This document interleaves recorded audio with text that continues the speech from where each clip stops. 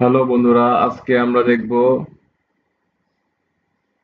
Hash কমান্ডটা আরো কত সুন্দরভাবে শেখা যায়।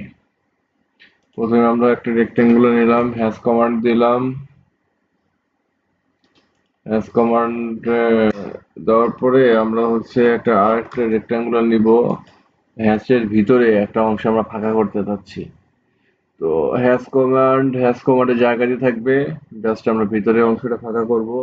তো সেক্ষেত্রে আমরা WIP উইপ কমান্ডে কাজ করতে পারি। তো সেক্ষেত্রে উইপ ডাব্লুআই, তারপরে পলিলাইন, অবজেক্ট সিলেক্ট, নো। দেন আমরা এটা যদি আমাদের হ্যাশ কমান্ডের ভিতরে দিয়ে দেই, তো সেক্ষেত্রে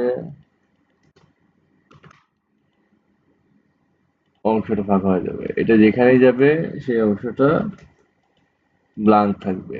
এটা হ্যাশ কমান্ডের একটা ইন্টারমিডিয়েট লেভেলের ওয়ার্ক। এটা সবারই অনেক সময় লাগে। তো আজকে এ পর্যন্তই, ভালো থাকবেন সবাই।